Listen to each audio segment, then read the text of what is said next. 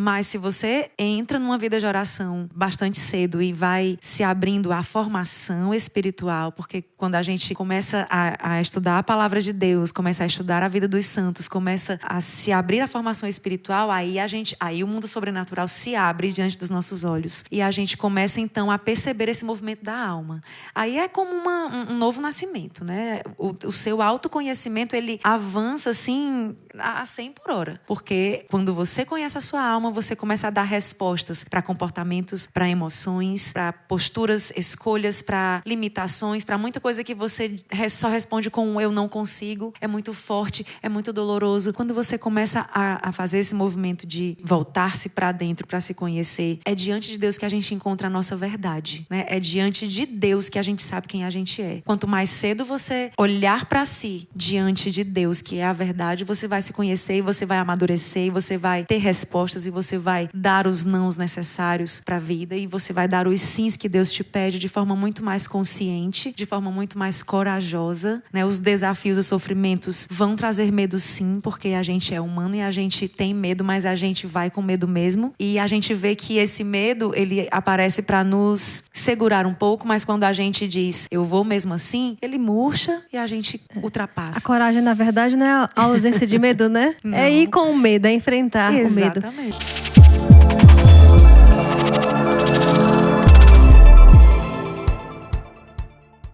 Quem como Deus? Ninguém. Gente, estamos aqui com a Thaís. Mais um podcast do Arsenal Jovem. A Thaís que é consagrada da comunidade Shalom, psicóloga, gestora educacional, membro do Ministério de Música Entre Todos, mãe de 5 filhos, 4 na terra e 1 no céu, né? Já tem intercessão no céu, já tem o início dela no céu, né? O céu não será mais tão estranho quando chegar lá, não é, Thaís? Com certeza, já tem um anjinho lá intercedendo por nós. Ele abriu as portas para nossa família lá no céu. É uma alegria enorme estar aqui no podcast do Arsenal. Foi muito bom participar na segunda-feira. Trouxe meus filhos que são jovens, assim como eu, jovem há mais tempo, muito, né? Jovem. Jovem para sempre. E é assim, uma imensa alegria mesmo participar e poder bater esse papo com você que está aí em casa e aqui com a irmã Maria de Virges. Edviges Maria. Edviges Maria. Então seja bem-vinda, Thaís. E com muita alegria, a Thaís vem para enriquecer a nossa vida espiritual e humana também, não é? Às vezes nós desprezamos um pouquinho esse lado humano da nossa vida. Eu particularmente, Thaís, gosto muito, né, da formação humana, gosto muito de olhar para esse nosso lado humano e, na verdade, Deus constrói o espiritual sobre o humano. O humano tem que estar bem sólido, tem que estar bem formado para que o Senhor encontre espaço, não é? Para trabalhar. Sem dúvida. Para derramar a unção dele. Então, sem dúvida. Vamos lá, começar o nosso bate-papo. Primeira pergunta que, com certeza, os jovens devem se perguntar e se questionar. Nós sabemos, estávamos partilhando aqui um pouco antes, que existe um processo aí de discernimento vocacional entre jovens, não somente com relação à vocação propriamente dita, a vocação religiosa, consagrada e sacerdotal, mas um discernimento vocacional também para a profissão, porque a profissão, antes de mais nada, precisa também ser vocação, não é? E muitos jovens estão aí em fase talvez terminal de estudos do ensino médio. Como se deu o seu chamado para psicologia, mas também para a vida consagrada como missionária, membro de uma comunidade e ao mesmo tempo usar a psicologia como instrumento para a salvação das almas? Então, eu sempre fui muito estudiosa, né, desde pequena, e as pessoas queriam e falavam muito, você tem condição de fazer medicina, faça medicina. Naquela época, né, eu terminei o ensino médio no ano 2000, e havia muito essa coisa dos resultados e as escolas que buscavam. Então, os meus coordenadores falavam, você está desperdiçando o seu dom porque você não está fazendo a escolha para os cursos, né? Mas psicologia já era algo que me chamava a atenção. Antes mesmo do ensino médio, eu tinha uma relação muito próxima com o setor de psicologia da escola em que eu estudava. Eu estudava no Colégio Marista Cearense, minha escola do coração amada. E eu tinha um contato bem próximo com o setor de psicologia, com todas as psicólogas. E depois chegou um diretor psicólogo, né, que se aproximou muito de nós. E ali também, no Colégio Marista, foi o celeiro da minha vocação musical. Então, tanto a psicologia quanto a música foram me apresentadas lá no Colégio Cearense. E, assim, a gente fez um projeto de evangelização através da música com esse diretor que era psicólogo. Então, sim, no convívio com ele, fazendo evangelização através da música, essa vocação, né, misturada foi sendo desenhada dentro de mim. Então, a gente viajava pelas escolas maristas no Brasil com um show de evangelização. Enquanto ele pregava, a gente ia cantando, né? E nesse convívio, nas conversas, nas formações que a banda tinha com ele, eu fui me encantando pela psicologia, pela desenvoltura, pelo conhecimento do desenvolvimento humano, por essa arte de ir analisando comportamentos e ajudando as pessoas a se conhecerem. E eu dizia, é isso que eu quero. É isso que eu quero para mim, né? Então, quando eu fiz vestibular, eu já sabia bem o que eu queria, né? Assim, não obstante essas coisas de faça direito, faça medicina, faça engenharia, né? Os 3 cursos mais. Eu disse, não, vou fazer psicologia. Psicologia ainda não é tão famosa, não, mas vai ser. Olha como é que tá hoje, 20 anos depois. Sim.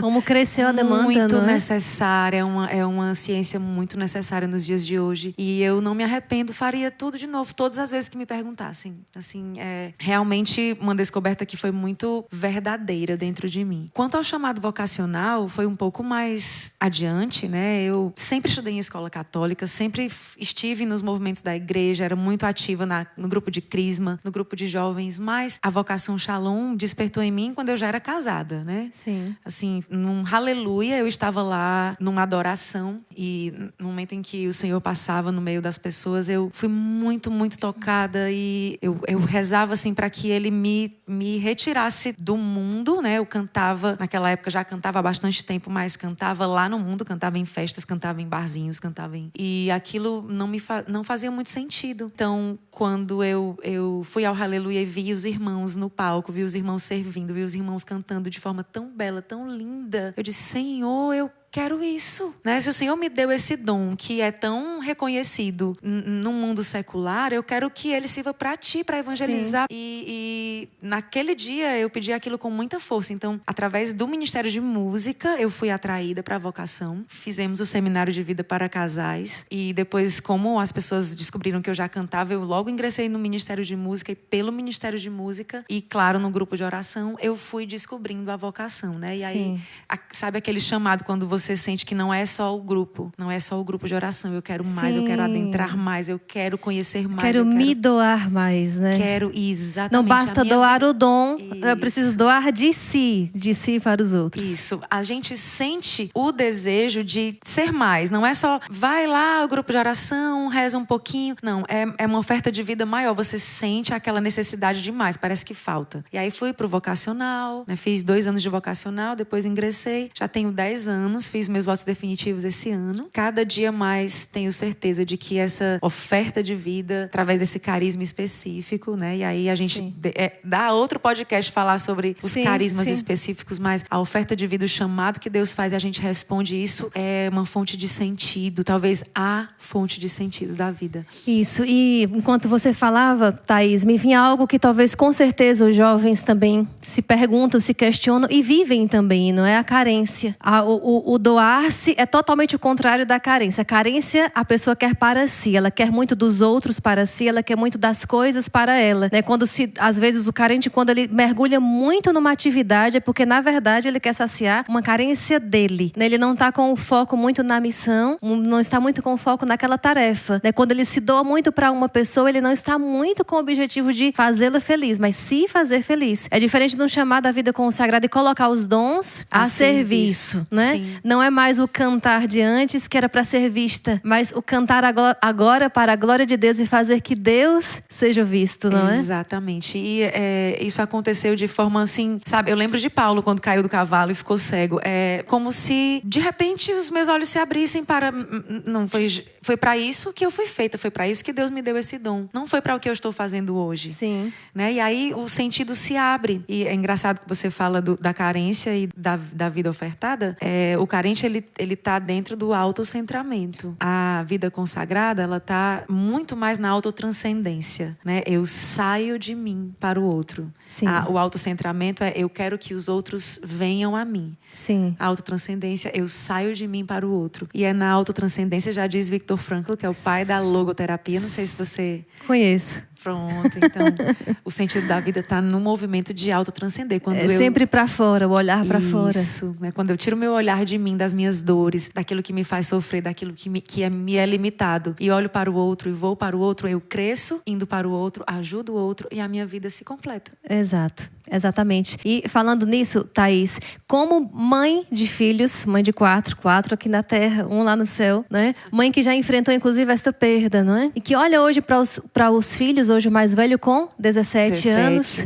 Quais as maiores dificuldades que hoje você enxerga no meio da juventude? Porque nem todos vão ser chamados a uma vida consagrada, nem religiosa, nem numa comunidade. Mas vai ter uma vida para enfrentar lá fora. Tem uma vida com seus obstáculos para ultrapassar, né? As suas dificuldades para transpor. Então, você que é jovem, presta atenção, porque a Thaís, como psicóloga e como mãe, talvez você também aí que você tem o projeto de ser mãe, de ser pai também, né? Mãe santa, pai santo, saber que vai enfrentar também isso com os filhos, né? As dificuldades da juventude. Quais têm sido as maiores dificuldades dos nossos jovens? Uma das coisas que me chama mais a atenção é a demora que os jovens têm para perceber qual é o seu projeto de vida, né? Eles ficam muito tempo naquela vida de tô em casa, vou para a escola, chego em casa, vou descansar, vou jogar, vou fazer coisas, aquela rotina sem ter um planejamento, um olhar para o futuro, o que eu vou fazer, o que eu preciso.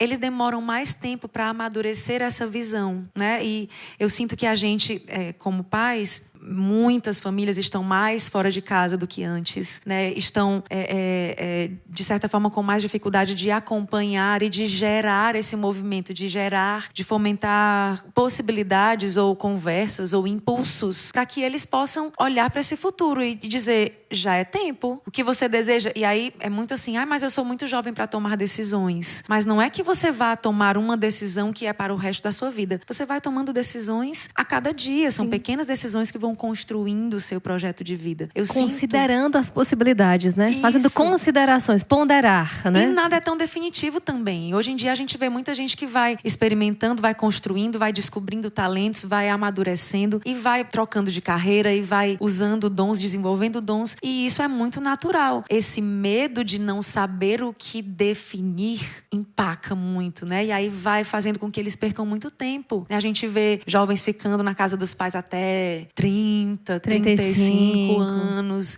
Enquanto que nas gerações anteriores, né? Eu me casei aos 20, né? Aos 14 eu já trabalhava. Aos 14 eu já comecei a juntar um dinheirinho para realizar coisas que os meus pais não podiam realizar por mim, porque a gente sempre teve, né, uma vida muito sacrificada financeiramente, mas tinha esse movimento do eu preciso lutar pela minha vida, eu preciso lutar pelos meus sonhos, pelos meus projetos. E hoje me parece que a juventude não sabe muito responder isso e tá tudo bem.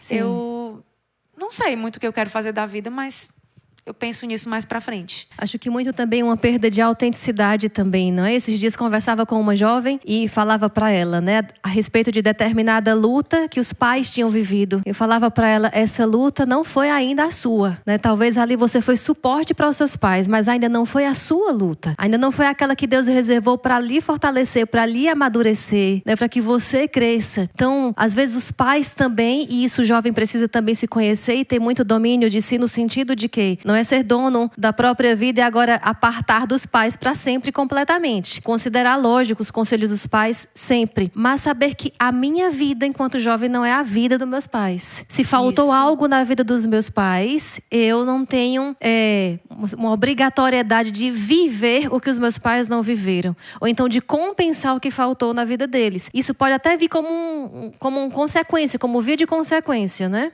Com certeza. E tem o outro lado da moeda, né? Muitas vezes as famílias que passaram por muitas dificuldades e muitos sacrifícios ou trouxeram traumas da sua história de vida, eu estava pensando isso hoje na hora que estava me preparando para vir para cá, costumam muito fazer aquela redoma protecionista, né? O meu filho não vai passar por isso, eu não vou deixar que ele viva isso, essas coisas que eu vivi, que eu sofri, eu vou fazer de tudo para que eles não vivam. E aí a família vai tirando do filho a possibilidade, a oportunidade de ser formado, de ter resiliência, de ter fortaleza diante dos desafios. Porque os desafios deles serão outros. Isso. Não serão aqueles. Em outro tempo. Mas na hora que eu coloco uma redoma, eu vou para frente do meu filho, eu defendo com todas as armas, eu impeço que ele desenvolva a sua autodefesa, as suas próprias estratégias de lidar com os movimentos que a vida apresenta. Então, isso é uma das causas que faz com que os jovens fiquem um pouco mais sem saber que passos dar, inertes. Porque normalmente tem alguém lá na infância tomando todas as posições por eles para protegê-los, para evitar que sofram. Com boa intenção, movido pelo amor. Totalmente boa, mas não adequada. Exato. Em contrapartida, né, em contraposição à paralisação, também vemos essa demora de responder à vida, vemos também uma certa ansiedade, na verdade, grandes ansiedades no meio dos jovens, em querer tudo muito rápido, respostas muito rápidas, não é?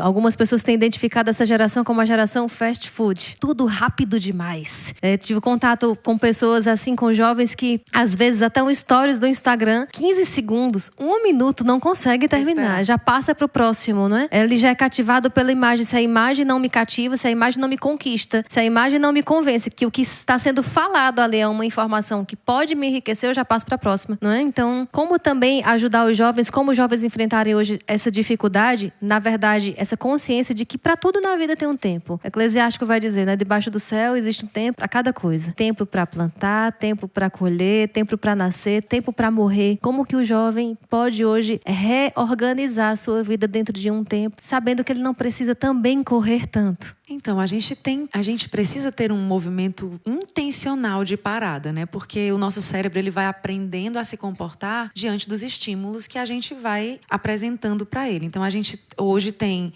YouTube streaming com uma série com vários episódios que você pode maratonar, o YouTube Premium sem propagandas e tudo que você pode manipular para acelerar esse prazo. O WhatsApp com o 2.0 e você vai num movimento de aceleração e não percebendo aonde você quer pousar.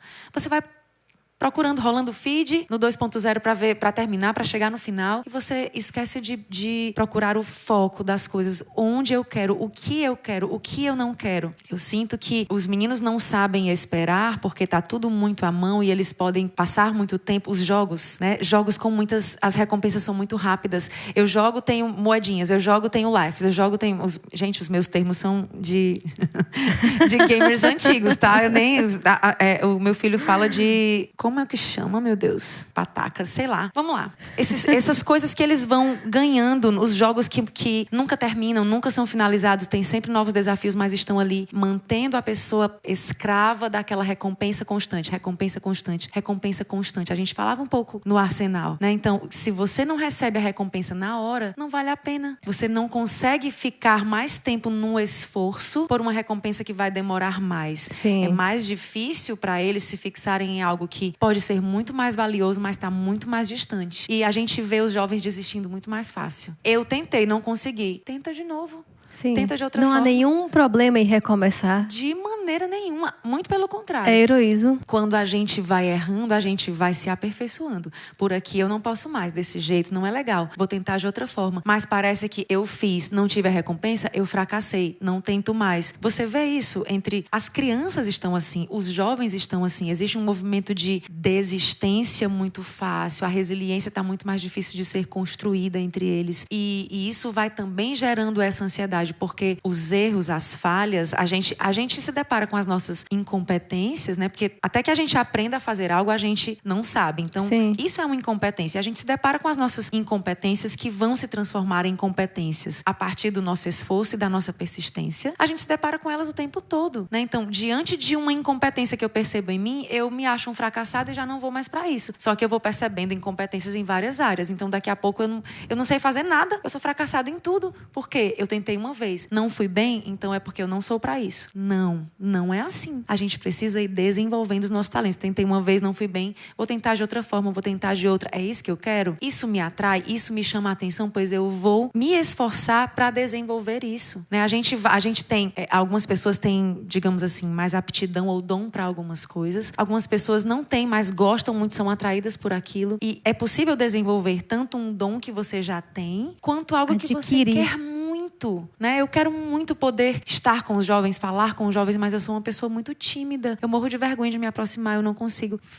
Só vai tentando, vai vencendo a sua limitação. Vai sendo violento de coração, porque Deus vai te dando a graça e você vai desenvolvendo o dom. Sim. Na vida missionária, a gente aprende muito isso, né? Missões pequenas, que são poucas pessoas para fazer tudo na vida, não importa se você tem dom para aquilo, você tem que fazer, porque a missão te chama e você vai lá e faz. No começo até que, né, fica meio xoxo, mas você vai desenvolvendo, daqui a pouco você já está com um dom que você não tinha antes, porque você se lançou. Exatamente. Né?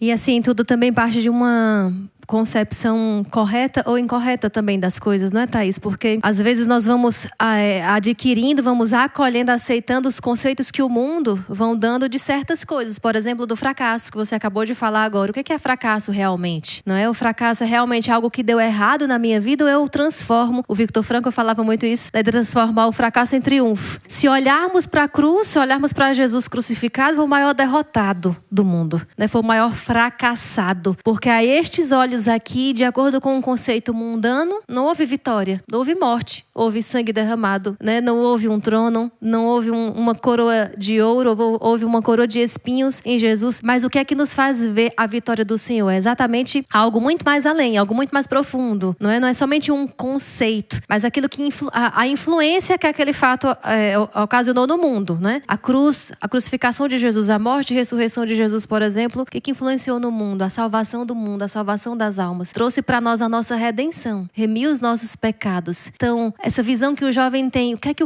esse fracasso está trazendo na minha vida? Qual é a influência que este fracasso, neste momento, está trazendo na minha vida? De repente, um relacionamento que acaba, um namoro que acaba, né? E agora a minha vida acabou, né? Nada mais tem sentido sem essa pessoa, rasga as vestes, né? Não tem mais sentido nenhum. Mas o que é que esse fracasso desse relacionamento não ter dado certo pode trazer para a vida do jovem enquanto amadurecimento, por exemplo, né? Para que o próximo possa ser que dê certo, né? Tem coisas que a palavra de Deus, a doutrina cristã nos ensina, que a gente vai colocando como faróis, né? Eu gosto muito de pensar sobre aquilo que Santa Teresa diz, né? Tudo passa, só Deus permanece, só Deus basta, só Deus fica. Todas as outras coisas vão passar. Não só coisas, não só situações, mas também pessoas. Até as coisas que para nós são mais perenes, né, são mais significativas, elas também passam. E a gente precisa entender que cada um de nós tem um tempo, cada situação tem um tempo, e que os tempos são individuais. Então, as pessoas que são mais caras para nós passam e não passam no mesmo tempo que nós. Às vezes nós passaremos antes, às vezes elas, né? E essas dores, esses sofrimentos, esses fracassos, a gente precisa olhar para isso como algo que Deus permitiu em sua providência para que nós, enquanto estivermos vivos, aprendamos com isso. Para que nós, quando chegarmos no nosso momento de passar, nós tenhamos construído algo com tudo que Deus nos permitiu. Olhando sempre para a verdade. Só Deus permanece, só Deus basta. Deus não fugirá, Deus não sairá. A graça de Deus me bastará. Então, todo o resto vai ser resolvido se eu olhar para essa verdade, né? Com mais dor ou menos dor, com mais sofrimento ou menos sofrimento, eu sei que Deus está comigo. Deus vai passar comigo por isso. E Deus vai me levar para onde Ele quer que eu vá, porque Ele está aqui. Então, tem coisas que nos fazem caminhar. Tem, né, algumas verdades eu gosto muito de olhar para isso. Falo muito para os meus filhos. Se peguem a palavra de Deus como verdades que precisam ser vividas. Não são só palavras para a gente ficar emocionado, para a gente rezar na adoração. São coisas que a gente precisa viver na nossa vida diária. Na maior dificuldade, eu não estou enxergando nada, tá tudo escuro, eu não sei pra onde ir, eu não sei que passo dar. Mas eu sei que Deus tá comigo e que Ele vai me inspirar algo. E eu preciso confiar nisso. E eu preciso descansar nessa verdade também. Porque a ansiedade tá muito nisso. Eu não sei que resposta eu vou dar,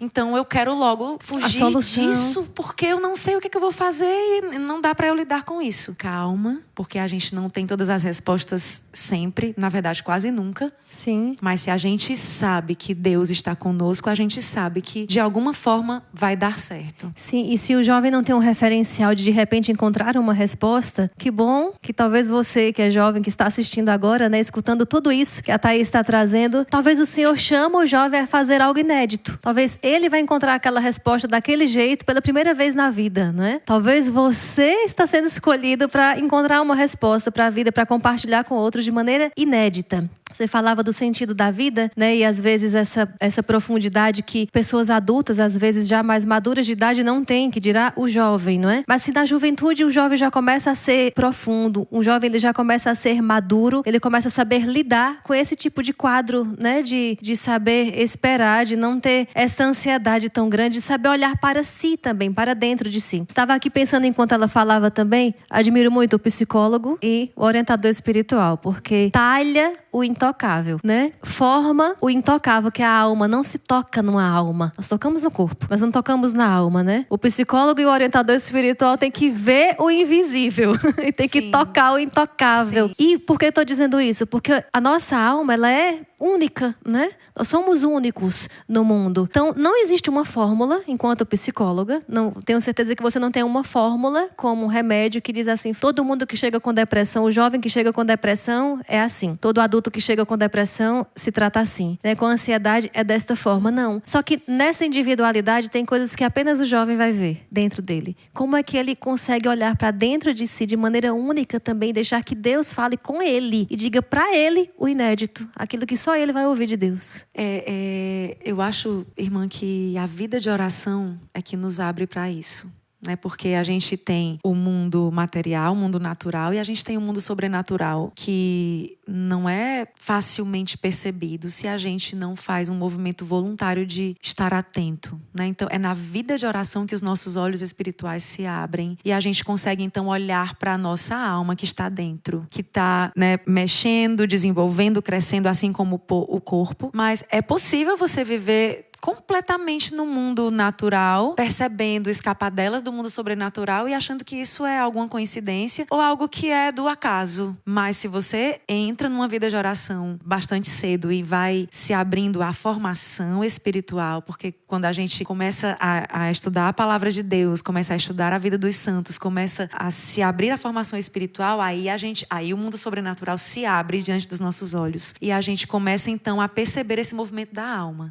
Aí é como um novo nascimento, né? O seu autoconhecimento, ele avança assim a 100 por hora. Porque quando você conhece a sua alma, você começa a dar respostas para comportamentos, para emoções, para posturas, escolhas, para limitações, para muita coisa que você só responde com um eu não consigo, é muito forte, é muito doloroso. Quando você começa a fazer esse movimento de voltar-se para dentro, para se conhecer pela vida de oração, é a única via, né? Assim, a gente faz terapia, a gente vai fazendo a pessoa se refletir nos seus atos, pensar sobre coisas, mas é diante de Deus que a gente encontra a nossa verdade, né? É diante de Deus que a gente sabe quem a gente é. Então, a única via para o autoconhecimento é a vida de oração. Então, jovem, lute pela sua vida de oração, priorize a sua vida de oração, faça com que ela seja, assim, algo que é inegociável, porque quanto mais cedo você olhar para si diante de Deus, que é a verdade, você vai se conhecer e você vai amadurecer e você vai ter respostas e você vai dar os nãos necessários para a vida e você vai dar os sims que Deus te pede de forma muito mais consciente, de forma muito mais corajosa, né? Os desafios, os sofrimentos vão trazer medo sim, porque a gente é humano e a gente tem medo, mas a gente vai com medo mesmo e a gente vê que esse medo, ele aparece para nos segurar um pouco, mas quando a gente diz, eu vou mesmo assim, ele murcha e a gente ultrapassa. A coragem, na verdade, não é a ausência de medo, né? É ir com o medo, é enfrentar o medo. Exatamente. A Thaís ia falando, eu ia lembrando de Santa Teresinha. Santa Teresinha entrou no Carmelo aos 15 anos, morre aos 24. É doutora da igreja, sem nenhum diploma humano. Mas que profundidade.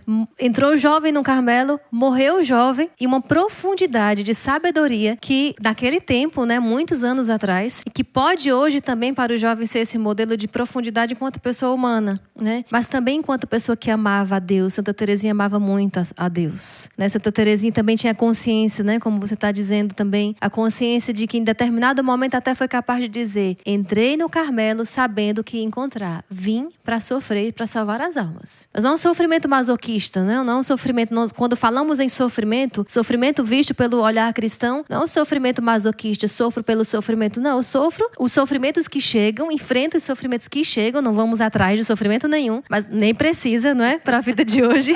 Mas aqueles que chegam, eu vou enfrentando de maneira madura. Eu vou enfrentando de maneira madura. Então, me vinha muito forte ao coração agora também partilharmos, Thaís, com jovens que perdem pais, jovens que perdem amigos pela primeira vez, não é? Jovens que perdem pessoas. Agora, falar para os jovens que até aprenderam já a perceber um pouco da alma humana, como Santa Faustina também dizia, não é? Uma pessoa não sabe, normalmente o ser humano não sabe perceber um outro ser humano. Mas aquele jovem que já conseguiu perceber o valor das pessoas que tem ao redor dele, como que ele enfrenta hoje o luto, como ele pode enfrentar o luto com amor por aquela pessoa que ele amava, mas sem perder o sentido da vida dele. Eu penso, quando eu falo de luto, eu penso muito dos vínculos que a gente forma, né? Dos laços que a gente forma com as pessoas e muitas vezes dos referenciais que a gente coloca fora de nós, né? Eu tenho 2 aspectos para falar sobre o luto, né? E coisas que me ajudam. Então, a gente tem vínculos muito fortes com as pessoas que são mais próximas, que são mais importantes, que constroem a vida junto conosco. Mas a gente precisa, à medida que a gente vai, né, se desenvolvendo, a gente precisa ter o referencial dentro de nós, não fora.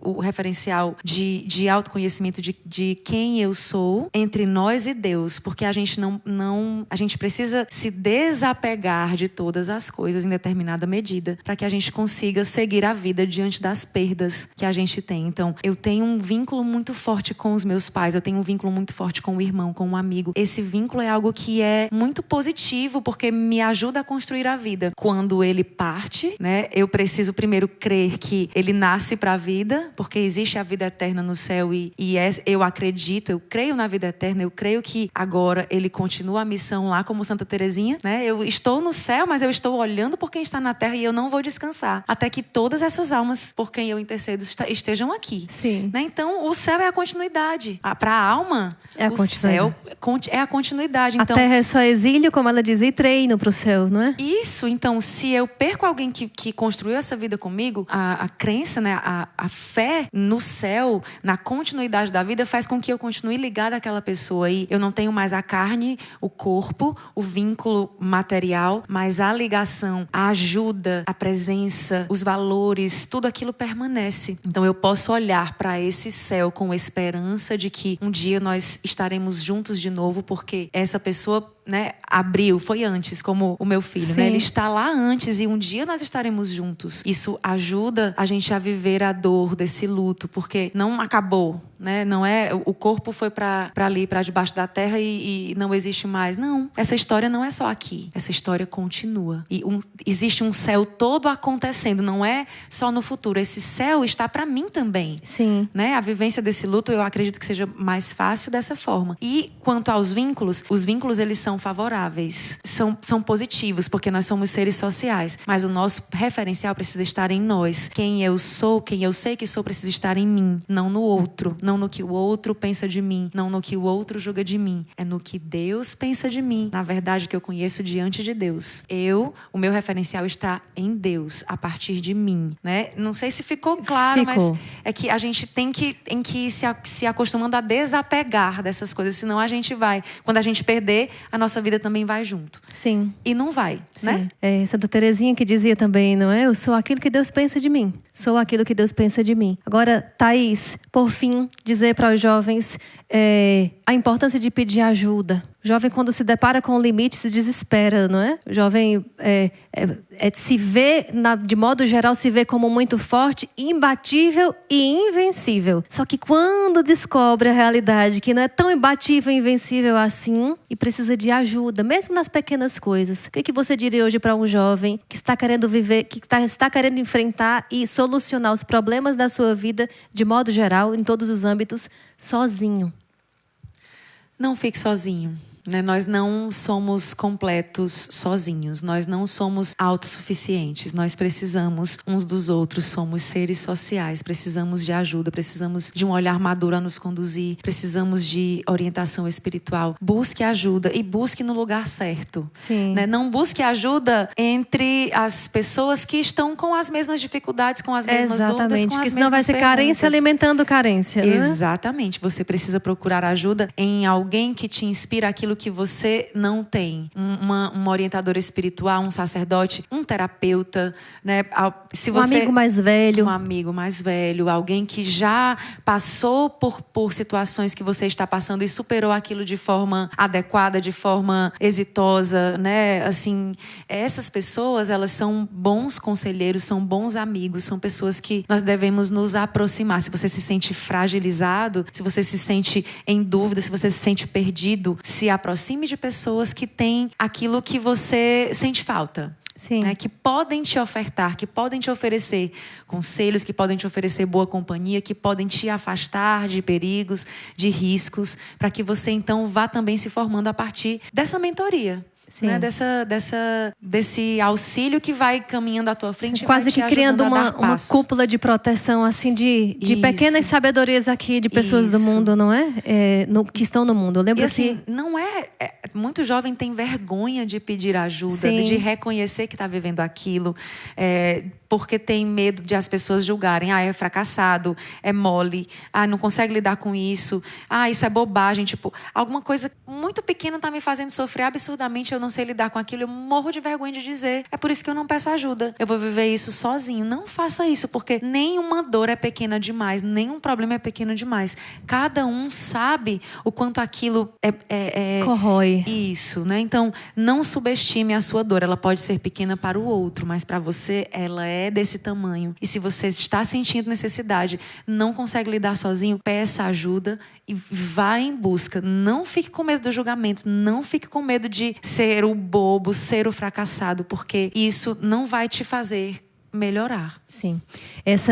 Isso que a Thaís falou de procurar, né, pessoas que saibam, né, ajudar você no problema, no conselho que precisa. Lembro também que quando era mais jovem, né, como dizíamos agora, quando estava ali na minha adolescência, gostava muito, né, antes de ser religiosa, até mesmo na fase adulta, mas jovem ainda, 20, 21 anos, vim para o mosteiro com 24, mas gostava muito de visitar os meus amigos, mas era impressionante quando eu fazia uma amizade com um amigo da minha idade, que começava a frequentar a casa dele, rapidamente ficava amiga dos pais.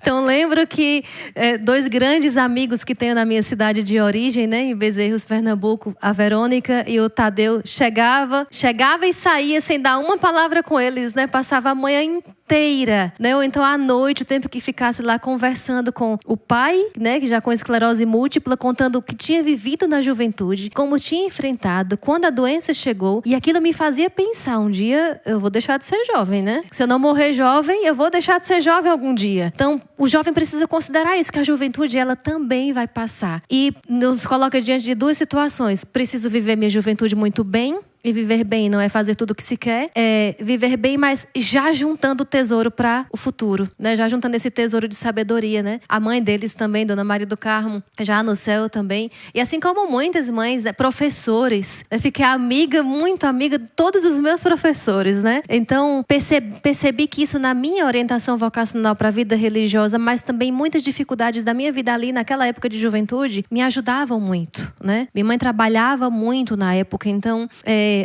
poucas coisas que escutava dos pais dos meus amigos me ajudaram a ir formando e tendo este acervo, digamos assim, né, de conselhos. Então, ainda hoje, né, em algumas situações, lembro de coisas que os pais dos meus amigos diziam, que eles mesmos diziam. Graças a Deus, meus amigos eram ajuizados, né? Também davam bons conselhos, né? Mas que os professores diziam, né? Quando fiz a faculdade, que estava ali estagiando no fórum também, quantas coisas escutei da juíza que não dizia respeito a processos, ao direito, mas me ajudaram na vida, né? Então, o jovem tem esse olhar para frente sempre, né? Se antecipar a vida.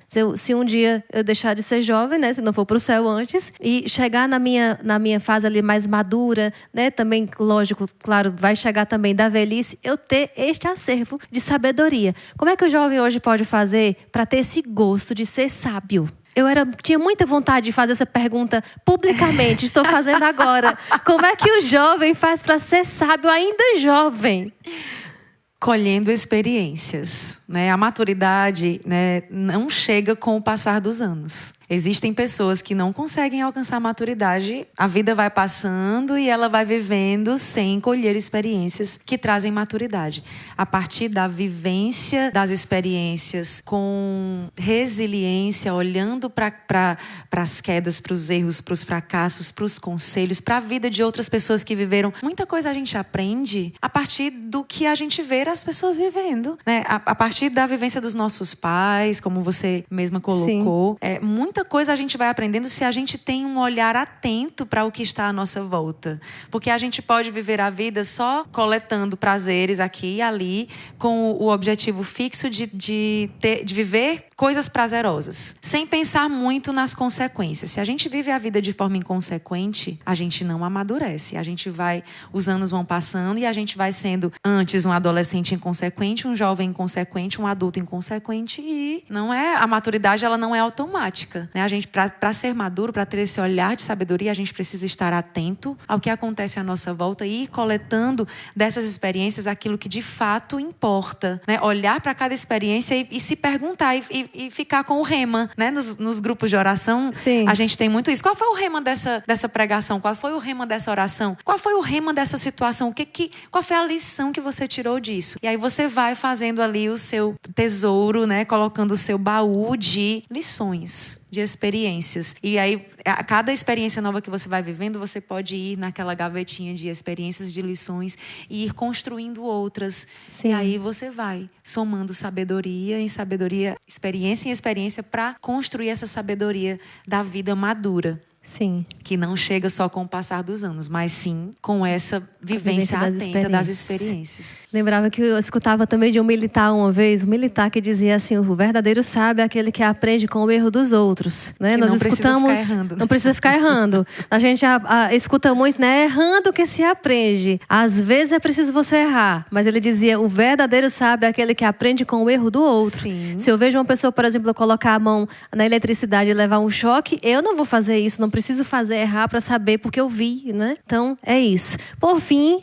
Thaís, deixe uma mensagem, dá largas ao espírito, ao coração, ao amor, e deixa a mensagem que Deus falar no teu coração para esses jovens. Eu quero dizer, jovem, que a sua vida é uma vida que tem uma missão. Deus te fez para algo muito importante, né? E embora você não consiga dar essa resposta hoje, embora você olhe para si e diga: qual é o sentido da minha vida? Para que eu estou aqui? Né? Quando você está diante de Deus, se coloca diante de Deus e se abre para conhecê-lo, para se relacionar com Ele como uma pessoa, Ele vai falar para você, Ele vai revelar para você qual é o plano dele na sua vida, para o que você nasceu, para o que você foi feito. Então, eu quero te deixar hoje com essa certeza de que a sua vida é única, existe uma missão, existe um sentido único para ela, e que você precisa persegui-lo através de uma relação íntima e próxima com o Senhor, que é o teu Criador, que é quem te fez, que é quem te sustenta, que é quem te mantém, né? E se você se aproxima do Senhor e se abre a essa escuta, a essa revelação, a esse crescer com Ele, você vai perceber rapidamente toda a vontade de Deus em sua volta, toda a vontade de Deus te conduzindo, toda a vontade de Deus gerando movimento de amor, de oferta na sua vida. vida e fazendo sentido a cada dia, até chegar ao dia da sua Páscoa, em que você vai definitivamente estar unido a Ele. Amém, Jesus. Deus lhe pague muito, Thaís. Muito Deus lhe pague. Nós agradecemos em nome de todo o Exército de São Miguel. Arsenal Jovem, né? Agradece a presença da Thaís. E o jovem diga: eu sou guerreiro, sou arsenal nas mãos do Pai. Esperamos você aqui mais vezes, se Deus quiser. Será um prazer, nos encontrarmos. Será uma grande alegria. Tchau, gente. Deus abençoe. Deus abençoe.